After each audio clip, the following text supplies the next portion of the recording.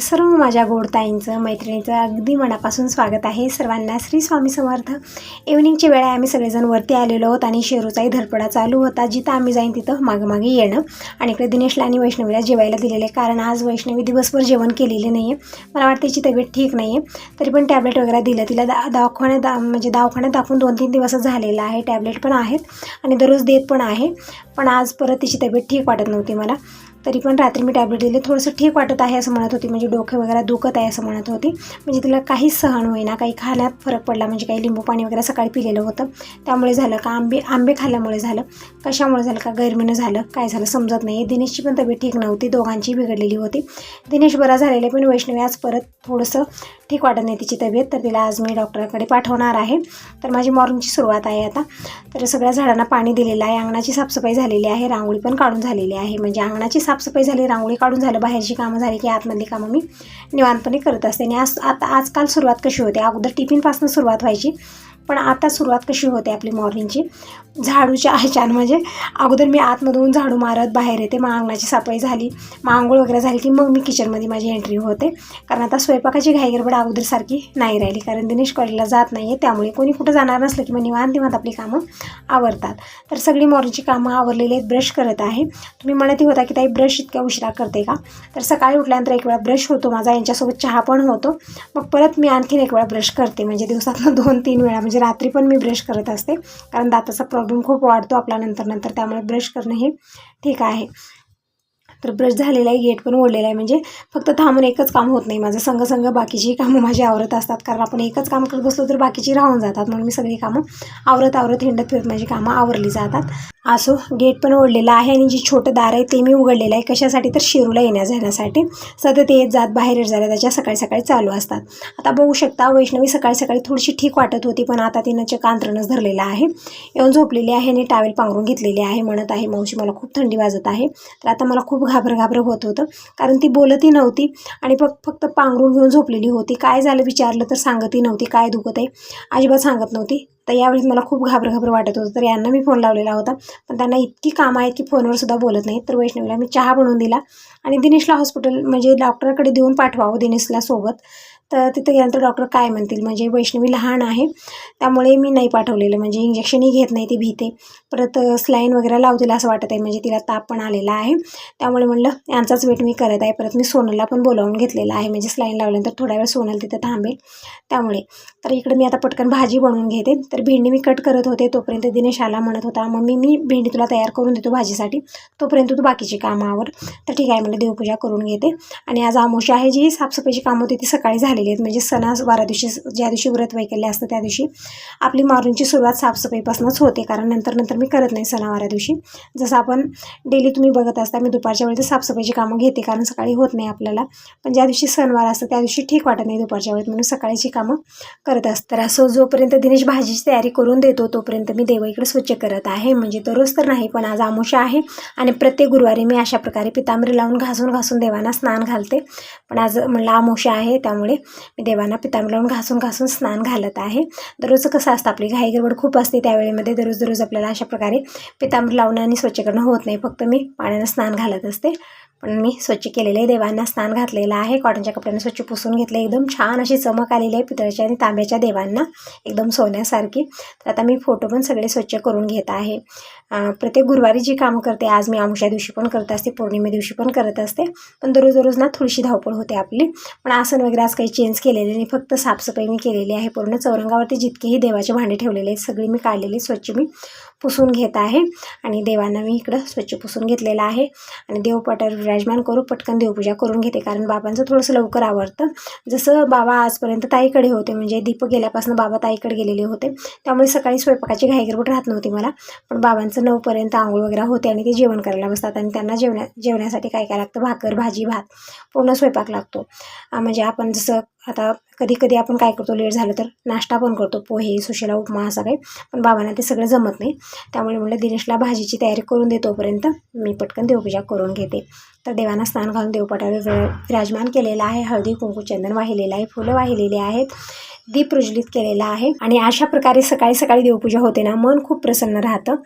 म्हणजे धूप दिवा लावला ना असं वाटतं आपण मंदिरामध्ये आहोत. खूप छान प्रसन्नता वाटते. म्हणून सकाळी लवकर पूजा करायचा मी प्रयत्न करते. तर रोजची देवपूजा झालेली आहे. आता तुळशी पूजन उंबरापूजन करून येते. तर इकडे फुलं घेतलेली आहेत, धूप, परत हळदी कुंकू हे सगळं घेतलेलं आहे, पाणी भरून घेतलेलं आहे. तर पूजा झालेली आहे, देवदर्शन केलेलं आहे. आता आलेली मी किचनमध्ये. तर तोपर्यंत दिनेशने भेंडी आणि कांदा इकडे बारीक कट करून ठेवलेला आहे. तर इकडं अगोदर मी गॅसवरती कढई ठेवलेली आहे आणि तिकडच्या काउंटर मी भात बनत ठेवलेला आहे. वरण पण बनलेलं आहे. म्हणजे आपल्या घरी वरण बनतं तरी पण एखादी सुकी भाजी मी बनवते.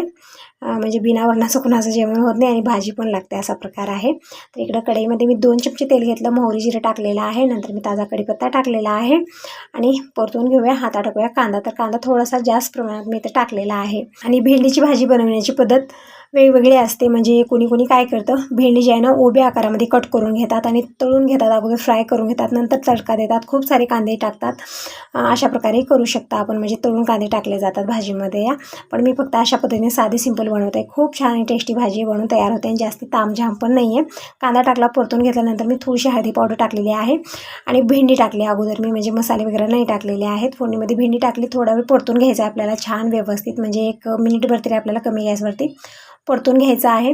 जे चिकटपणा असतो ना तो कमी होतो आणि भाजी छान बनून तयार होते. नंतर मी सुके मसाले टाकलेले आहे, जसं धना पावडर, हळदी पावडर मी अगोदरच टाकलेली होती, लाल मिरची पावडर चवीपुरतं मीठ टाकलेलं आहे. छान मिक्स करून घेऊया, परतून घेऊया थोडा वेळ कमी गॅसवरती आणि झाकून ठेवलेलं आहे. म्हणजे छान वाफ काढून घ्यायची आहे. एकदम छान ही भेंडीची भाजी बनून तयार झालेली आहे. आता पटकन मी चपात्या बनवून घेते आणि बाबांसाठी भाकरी बनवणार आहे. कारण चपाती बनवली तर बाबा खाणार नाही, त्यांच्यासाठी भाकरच लागणार आहे. तर भाकर चपाती हे सगळं बनवलं. देवाला मी खिरीचा नैवेद्य बनवून दाखवला. हे सगळं झालेलं आहे. तोपर्यंत सोनल आलेली होती आणि हे पण घरी आले. टायमिंग सांगितलं तर सकाळचे तुम्हाला 11 साडे 11 वाजले असतील. यावेळी ते घरी आलेले आहेत. आल्यानंतर जेवणही नाही केले. अगोदर वैष्णवीला विचारले की वैष्णवी कुठे आहे. म्हणजे अगोदर मी जेव्हा फोन लावलेला होता त्यावेळेत मला ते बोललेले आहेत, कारण त्यांना कामं खूप होते त्यावेळेमध्ये. म्हणून आल्यानंतर अगोदर वैष्णवी म्हणजे यांच्यासोबतच जेवण करते ती दररोज. पण आज ती उठलीच नाही, बेडवरून उठलेलीच नव्हती. तर आल्यानंतर अगोदर वैष्णवीला बघितलं आणि तिला अगोदर हॉस्पिटलला घेऊन जात आहेत, म्हणजे दवाखान्यात घेऊन जात आहेत. कारण तब्येत खूप बिघडलेली आहे वैष्णवीची. खूप घाबरं होत आहे तिला बघितल्यानंतर आणि काही सांगत नाही, फक्त रडत आहे. त्यामुळे मला आणखीन घाबरल्यासारखं वाटत होतं. म्हणून म्हणलं अगोदर घेऊन जावा त्याला आणि येतील नंतर जेवण करायला. आहे कारण तिची अवस्था बघितल्यानंतर जेवणही जाईना आणि पाणी जाईना, तशी आमची हालत झालेली आहे आता. तर इकडं सोनल पण सोबत गेलेली आहे. तर सोनल, वैष्णवी आणि हे 3 जण जात आहेत हॉस्पिटलमध्ये दाखवून. आता तिला स्लाईन वगैरे लावतील, काय करतील आता तिथे गेल्यानंतरच कळणार आहे. कारण ताप खूप होता तिला. शिरूला बघू शकता त्यांच्या मागं हिंडत आहे. आता आलेला आहे आतमध्ये. म्हणजे कोणी कुठं जाणार की मग संग जायला निघतो तो पण. तर वैष्णवीला स्लाईन लावलेली 2 ते 3 तास दवाखान्यातच होती. स्लाईन लावलेलं होतं, परत इंजेक्शन, टॅबलेट हे सगळं दिलेलं आहे. आणि तिचं अंग जे आहे ना आता थंड पडलेलं आहे. म्हणजे ताप खूप होती. पण जसं डॉक्टर चेक करत होते आणि तसं स्लाईन लावत होते असं म्हणत होती सोनल. म्हणजे 1 स्लाईन लावली तेव्हा पण ताप उतरला नाही. परत दुसरी लावली तेव्हा पण ताप जे आहे ना आणखीन होताच. मग 3री स्लाईन लावली तेव्हा कुठं ताप तिचा उतरलेला आहे. तर या गरमीमुळेच होत असावा असं.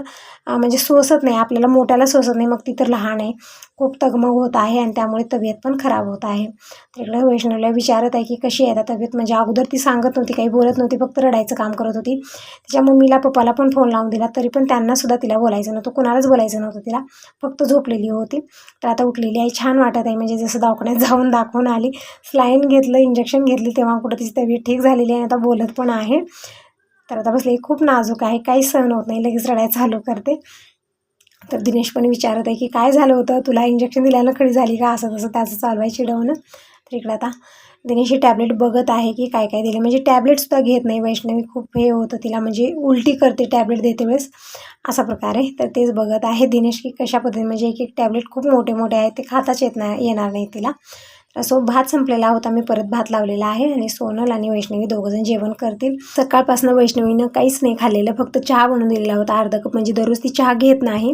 आज ती डोकं खूप दुखत होती असं म्हणत होती, म्हणून मी थोडंसं अद्रक टाकून चहा बनवून दिलेला होता तिला. तर त्यामधला फक्त अर्धा कप चहा ती पिलेली आहे. त्यानंतर काहीच खाल्लं नाही ना, पाणी पिलेली आहे ते. आणि सोनल इकडे काय बघत आहे, तर दिनेश जेव्हा बाईकवर पडलेला होता त्यावेळेस जे मार लागलेले गुडघ्याला, खूप भयानक मार गुडघ्याला लागलेला होता. तर ते डाग जे आहे ना ते जातच नाही, तेच बघत आहे सोनल की हे डाग गेलाच नाही, आणखीन दुखत आहे का असं तसं विचारत आहे दिनेशला आणि बघत आहे. आणि यांची सगळ्यांचं बोलणं चालणं इकडं चालू आहे. मी पण बसलेली आहे. आणि दिनेशला जी स्किन प्रॉब्लेम झालेला होता ते टॅबलेट पण घ्यायचे आहेत, म्हणजे 1 महिन्याचे दिलेले आहेत. खूप सारे त्याच्या अंगावरती ते असं खाजून फोड आलेले होते, त्यामुळे ते स्किनचे जे आहेत ना टॅबलेट नंतर क्रीम बॉडी लोशन हे सगळं दिलेलं आहे ते सुद्धा लावायचं आहे त्याला. तर इकडं वैष्णवीला गरम गरम भात आणि वरण दिलेलं आहे, म्हणजे तिचं फेवरेट आहे. परत चपाती भाजी पण खाते, पण आज नका म्हणत आहे, फक्त भात जेवणार आहे ती. तर दिलेलं आहे. सोनलला पण म्हटलं की तू पण जेवण कर. आणि थोड्या वेळात सोनल जायला निघणार आहे आणि वैष्णवी तिच्यासोबत जाणार आहे. तर तुम्ही म्हणाल ताई वैष्णवीला पाठवून देते का काय, तर वैष्णवीची तब्येत इकडं खूप बिघडत आहे, त्यामुळे वैष्णवीला म्हणलं की राहा 4 दिवस, पण काय झालं ते सांग. पण ती सांगत पण नाही. मला खूप टेन्शन येत आहे, कारण दिनेशचे पप्पा कसं आहेत, ज्या वेळेत मी फोन लावते त्यावेळेत ते फोन उचलत तर नाहीत किंवा घरी तर येत नाहीत, त्यांचे प्रॉब्लेम तिकडचे असतात. मग हिची तब्येत बिघडल्यानंतर मी काय करणार, हा टेन्शन मला आलेला आहे. म्हणून मी म्हटलं आता आई अर्चनाकडे जाणार आहे उद्याच्याला, तर जाते वेळेस वैष्णवीला पण ती तिच्या आईकडे घेऊन जाईल, कारण फोनवर बोलणं दररोज होत आहे. वैष्णवीची तब्येत ठीक नाही असं मी सांगत आहे त्यांना, त्यामुळे ते पण घाबरलेले आहेत. आणि अर्चना म्हणत आहे की वैष्णवी जेव्हाही तब्येत बिघडते ती अशीच करते ताई, ती बोलत नाही. म्हणजे तिला माहिती आहे वैष्णवीची कशी सवय आहे, पण मला माहिती नाही आहे, त्यामुळे माझं जीव खूप घाबरत आहे. एकतर ताप आल्यानंतर ती सांगत नाही तिला काय काय त्रास होतो ते पण सांगत नाही, आणि विचारलं की रडायला चालू करते, त्यामुळे खूप घाबर होत आहे. नाहीतरी खूप बोलते ती, पण ज्यावेळेस तब्येत बिघडते ना त्यावेळेस मात्र ती अजिबात बोलत नाही. तिकडे वैष्णवीला टॅबलेट वगैरे घ्यायला दिलेली आहे. खाऊन मग आता रेडी झाले ते जाण्यासाठी, म्हणजे आता उन्हाची तितकी वेळ नाही, टायमिंग बघू शकता 3-3:30 वाजलेले आहेत. मी म्हटलं थोडा वेळ बसा, म्हणजे आता जी 3ला एस टी येते ती जाऊ दिलेली आहे, जी 4ची एस टी आहे ते एस टी नाही जाणार आहेत. म्हणजे आता थोडंसं ऊन पण कमी झालेलं आहे आणि आज थोडंसं आभाळ पण आहे, तितकं भयानक ऊन नाही आहे, त्यामुळे वैष्णवी आणि सोनल जात आहेत आता. तर इकडं वैष्णवीला मी रुमाल दिलेला आहे डोक्यावर टाकण्यासाठी, आणि इकडं सोनल शेरूला बोलत आहे. शेरू इकडं थंड झोपलेला आहे गार असा, म्हणजे जिथं कुंडा ठेवलेला आहे तिथं पाणी पडतं, थोडंसं त्या पाण्याखाली झोपलेलं आहे तिकडे जाऊन सानीमध्ये. तर ते सोनल त्याला बोलत होते.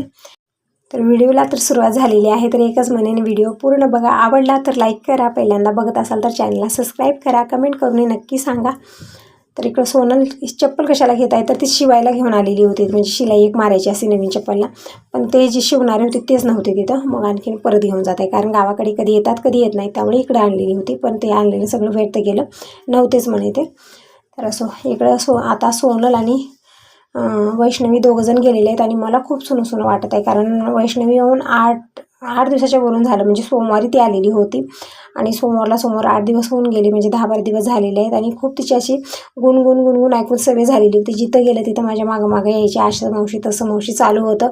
परत दिनेशचा आणि तिचा खूप धिंगाणा व्हायचा दिवसभर घरामध्ये, पण ते गेल्यामुळे एकदम सुनं वाटत आहे, एकदम घर असं मोठं वाटत आहे, आणि करमत पण नाही आहे मला. तर म्हटलं कुठल्या तरी कामात व्यस्त असलं तर आपला वेळ जाणार आहे, नाही तर तिचीच आठवण येणार आहे मला. तर इकडे दिनेशला म्हटलं की डाळ पण संपलेली होती डब्यामध्ये, तर डाळीचं पोतं काढून दे, वरती ठेवलेलं आहे.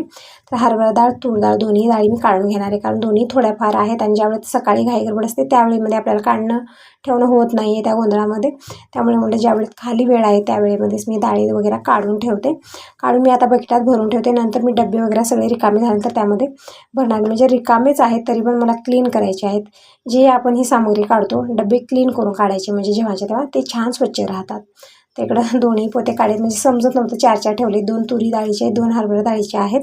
समजत नव्हतं दिनेशला, दोन्ही हरभरा डाळीचे घ्यायच्या म्हणून चेक करून बघत होता, पण समजत नाही आहे तसं, कारण हे जे पॉकेटचे पोते आहेत ना, म्हणजे तांदळाचे जे येतात पॉकेट, ते पोते ठेवलेले आहेत मी, यामध्ये छान असतात, सुरक्षित असतात, पाऊस वगैरे आलं थंड पडणार नाही ते, त्यामुळे अशा प्रकारे ठेवलेलं आहे मी. किंवा आपण कोटीमध्ये ठेवू शकता, पण मी कोटी वगैरे नाही घेतलेले, अशा पोत्यामध्येच भरून ठेवते वर्षाला, अजिबात डाळ खराब होत नाही, आणि याला पावडर पण मी लावून ठेवलेला आहे. तिकडं हरभरा डाळ आणि तूर डाळ दोन्हीही काढायला सांगितलेले आहे दिनेशला, तोपर्यंत मी इकडं तुरीची डाळ काढून घेते. तर ही हरभरा डाळ आहे, दिनेश बकेटामध्ये काढत आहे, थोडंसं जास्त प्रमाणातच काढणार आहे, कारण आपल्याला घडीघडला काढणं होत नाही, वरच्या साईडला जे ठेवलेलं असते ती वस्तू मला पोहोचत नाही, कुणाचा तरी वेट करावा लागतो, त्यामुळे थोडंसं जास्तच मी काढून घेतलेलं आहे. आणि आज दीपकची आठवण खूप येते, अशी कामं जेव्हाही करते ना, दीपक खूप करायचा, म्हणायचा मम्मी तू येऊ नको, मी स्वतःहून काढेन, मी स्वतःहून करेन, तू शांत बस तिथं, खूप त्याचं चालायचं. तर इकडं डाळी मी बकेटामध्ये काढून घेतलेले, थोडंसं जास्त प्रमाणात घेतलं, म्हणजे 4 ते 5 किलो मी काढून घेतलेलं आहे, आणि बाकीची थोडीफार डाळ आहे.